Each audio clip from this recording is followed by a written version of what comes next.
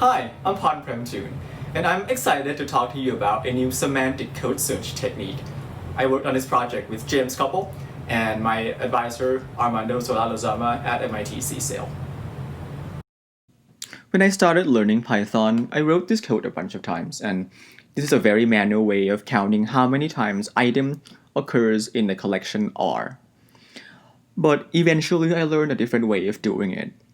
Now, imagine if I had a code base or a project and I wanted to find all the places that I have written this loop so that I can change it. This is already a pretty tedious search, but the hard thing is, I'm not just looking for this exact text. I would also want to find all these other silly ways of writing that loop. I may even want this one to show up in the search results, depending on what I'm doing with the search results. But the important thing is, these code samples are concrete ways of doing abstractly the same thing. But most search tools don't quite understand that. In fact, what if I wanted to find the same computation in more than one language? These are Java examples of the same pattern. My co-authors surveyed 70 different existing search techniques, and we believe that none of them could handle these paraphrases correctly or consistently, even within one language. This really shows a need for a new search technique, a technique that can understand computations or abstract concepts and can reason about how they might surface differently in code. Our approach is rooted in two prior works. From the work of Ross Tate and his colleagues in 2009, we borrowed the way to represent a program as a graph of pure expressions, and an efficient way to reason about different but equivalent expressions using a system of rewrite rules. From the work of Rich and Waters in 1988, the Programmer's Apprentice project, we drew the insight that we can bridge very different paraphrases by representing the abstract concepts that they commonly implement. Now let me show you what a program expression graph or PEG looks like. Let's say we have this Python expression. The graph would contain these three nodes for the three base expressions x, low, and high. And then we can add nodes that take in other nodes as input to build up more complex expressions. And so with that, you can already start doing some simple search. So let's say I have a pattern like this one. What I need to do is to describe that search pattern as a PEG graph pattern. And I'll use this DSL to do that. This is me saying that I'm defining a search pattern called bound checking, and it's going to have a binary operation node for greater than or equal to that takes in two inputs, which I'll label x and x low. There's another binary operation that will take in x and x high. By using the same label here, I'm asserting that they must match the same node or expressions. On top of that, there's another binary operation node for and then I'll label this entire pattern as the root of the pattern.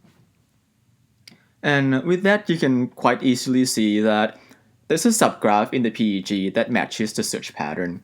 Namely, this x node will correspond to the label x in the pattern, this low node corresponds to the label x low and high to x high, and finally this bottom and node as the root of the pattern. But I promised you that our approach can match paraphrases, so what if I wrote my pattern with this other equivalent way of doing bound checking instead? And this is where the real power of PEG comes in. In order for this code to match this pattern, I need to be able to reason about their equivalences, and PEG allows us to do that by using a system of rewrite rules or equality rules. This one, for example, is one of De Morgan's law. This is saying that A and B is equivalent to a negation of not A or not B, and I'm using a pretty similar DSL to describe my rule as I did my search pattern, except that it has a right-hand side. So what does this do? There is a rule engine that finds a subgraph in the PEG that matches the left-hand side of a rule, and then it'll insert the pattern described by the right-hand side. So here it'll add a node for not A, not B, an OR of the two, and then finally a not. Finally, it is going to assert that the left-hand side and the right-hand side are equivalent. It does that by putting these bottom and not nodes into the same set of equivalent nodes, and this is called an equivalence class. We can repeat the same process for, let's say, 2 other rules.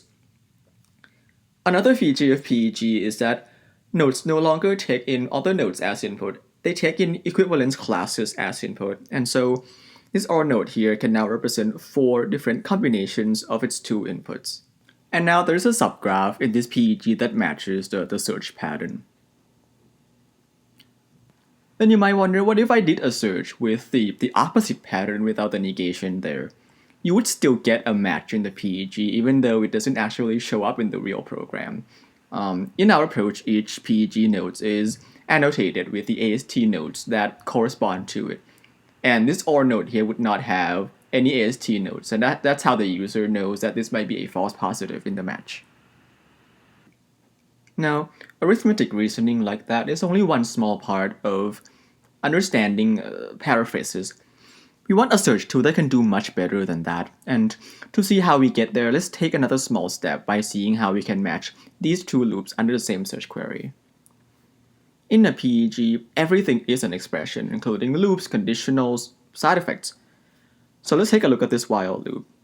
In particular, look at the value of I, which is a 0 in the first iteration, and in the next iteration is the value of itself plus 1, and itself plus 1, and so on. Total is quite similar, except that each iteration is added by the value of I. Tate and colleagues came up with a compact representation for loop varying values like this one, using a loop node, like so.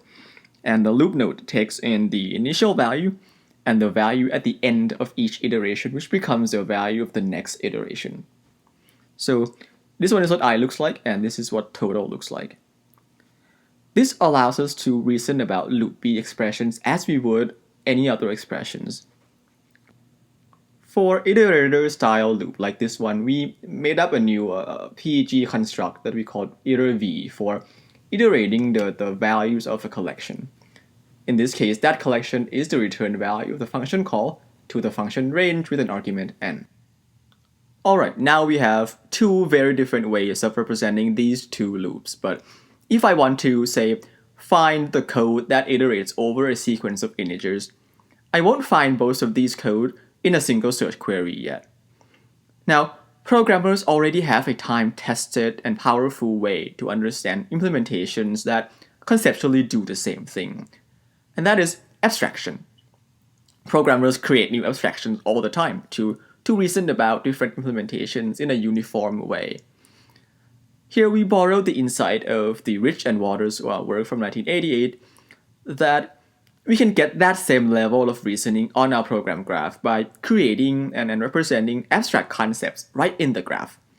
In this example, that common abstract concept is iterating over a sequence of integers.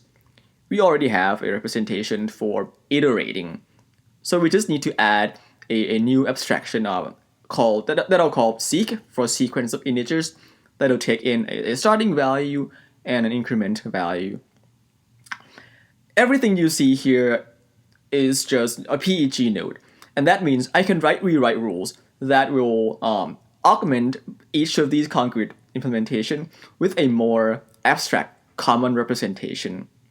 So now I can write a single search query containing this iter_seq pattern that will match both implementations. In fact, I can write similar set of rules that will map this Java code to the very same abstraction and get the ability to find cross-language paraphrases with the same query. One more thing that I want to note about this seq node is that it is not a built-in concept. It is an example of an abstraction that users can create. The set of rules and the set of PEG node types are all extensible. And in my opinion, that is where the real power of our technique is. Users can build up a hierarchy of abstractions completely custom to them. So for example, we have seen the concept of iterating over some values and a concept of sequence of integers. We can combine that with, say, the concept of array access, and then write a rule that says, if you are accessing an array, and the index is a sequence of numbers from 0 to 1 to 2 and so on, then that is abstractly iterating over the array elements. then I can use this concept of iterating over the array elements to build up a concept of, say, summing over the values of the array. And there I can use that to build a concept of computing the mean average of the values in the array, and so on. And as you go up in the hierarchy of abstraction, each additional rule, each additional concept is going to target more implementations and allow you to match exponentially more paraphrases. The other thing is a well-defined or a well-designed hierarchy of rules and abstractions are likely to be reusable across many searches, just like how a code library is often reusable across many applications. And so the upfront work of writing these rules will pay off over time. So that's it for our core approach. I haven't quite told you exactly how we can bridge all these paraphrases yet, but the short answer is going to be repeatedly applying the ideas that we've talked about so far. But for now, I want to go to talking about how our approach does in action. To evaluate our technique, we wrote a tool, a command line tool that we called Yogo, standing for you only grep once. And Yogo can take in the code base that is either in Java or in Python. It also takes in the equality rules and the search patterns. Yogo outputs intra-procedural matches. Just because of its limitation, it cannot find matches across function boundaries. We ran Yogo on 9 search patterns across 3 different code bases, 2 in Python, 1 in Java, and these are the numbers of matches, which your paper does a better job of analyzing. But for now, I want to take you through some example matches. One of the search patterns that we did was finding the computation for square distance between 2 points in 2 dimensions, and this is the formula that we were looking for. We transcribed this formula or this pattern quite directly into a Yogo search pattern. These are some example matches. The top 2 are in Java, and the bottom one is in Python. Now in the first one, they used the power of 2, while in the middle one, they used self-multiplication to do the same thing. And Yogo could reason about arithmetic equalities like this pretty easily. The last one is more tricky. It involves some intermediate variables. Yogo represents memory and assignments and side effects all as expressions in the PEG, and so we have a set of equality rules that make memory reasonings, which allows us to match across intermediate variables like these ones. This is an interesting, you can call it a false positive. This match is not a distance squared, this is a cross product, but part of the cross product formula matches the formula for the square distance. And this sort of highlights one limitation, which is that it's hard sometimes to come up with a search pattern that captures your search intent. Another fun pattern is finding time difference, and this pattern looks for 2 time reads. This custom read time is an abstract concept, and it looks for the subtraction of the 2 time reads. These are 2 example matches, the left one in Python and the right one in Java. On the Python example, these 3 lines are the relevant lines. On the Java example, is these 2 lines. What I want to highlight here is that Yogo was able to find matches buried among a lot of unrelated code, including some loops and conditions. And it does so without showing any false positives for this pattern. In general, as a rule-based approach, Yogo is pretty good at giving you control over the precision or the correctness of the matches. And the whole idea of representing abstraction and using equational reasoning gives you a way to expand your recall and find more matches with the least effort. My favorite use case of Yogo so far is our case study on the Oracle's Graal Java compiler. And there we wanted to look for a certain buggy pattern. This is a locking function call where you give it a string argument, and in that string argument, you call a toString on some object. And this is bad because even when locking is turned off, the string argument is still fully evaluated, which means you're calling toString on the object. And if the object is large, that can be a performance problem. Graal is a 1.2 million line Java code base, and their developers have already written a static analysis code. It's about 330 lines of Java dedicated to finding this pattern, so they wanted to eradicate this pattern. We did a Yogo search on this pattern using something like 60 lines of Yogo DSL that was strictly more flexible than what their static analysis tool was looking for. And we did find a problematic site that their tool had missed before.